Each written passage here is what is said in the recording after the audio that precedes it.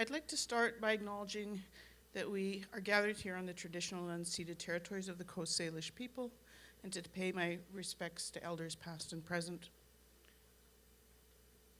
and on this land in particular, the Musqueam.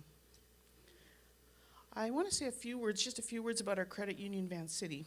And as you know, credit unions are not like banks. We are financial cooperatives.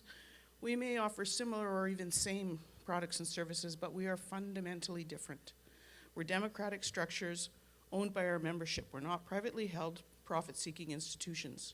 If you want to know where your money is being reinvested for good in your community, you should bank at a credit union, at any credit union.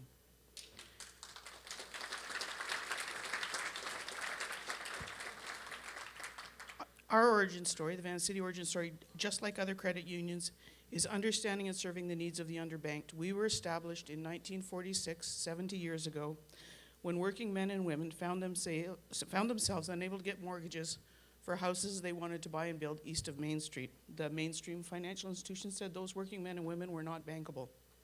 So they banded together in a co-op model to offer themselves financial services. Credit unions are an example of a self-help model that is rooted in building community. Increasingly, this credit union sees itself and ourselves, the staff and all of you members, as social change actors, using the tools of finance for public good and for good public policy and for building healthy or healthier communities. And this is where we are so proud to be supporters and hosts of a few troublemakers working to advance good public policy. We like the troublemakers. We provide the support and hosting for First Call in collaboration with our own community foundation, and Derek and his crew are here, and we're glad to be with our colleagues this evening. First Call is one of those troublemakers. First Call has been a consistent, clear, and powerful advocate for policies, resources, and attention for the most vulnerable of our citizens, our children and youth. Adrian, you are a remarkable advocate. We applaud your commitment, the vision of your steering committee, and the powerful energy of your staff. And as a project growing out of First Call, we are committed to supporting, hosting, and participating in the Living Wage for Families campaign. I don't know where Deanna is, but it has been a personal honor for me to work with that troublemaker, with Deanna Ogle, these past few years to help municipalities join the campaign. So what call of action can I make to you? You know, of course, you can and should support both First Call and the Living Wage with your time and your treasury, and you should add your name and support and weight to all of their campaigns. But immediately and practically, you can encourage your own employer, or if you're an employer yourself, to join the Living Wage campaign. Because when folks earn a decent wage at one job, they don't have to job stack.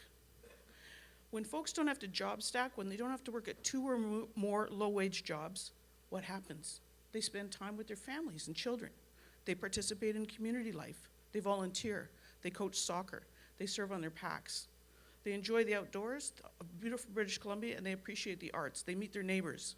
And they have the time to write their MPs and their MLAs and city councilors to call for better public policy, to tackle poverty, and to build programs and supports for children and youth. So that's what you can do. Work on your own place of employment or business to become a living wage employer, because as the campaign says, work should lift you out of poverty, not keep you there. Thanks for the honor of speaking tonight.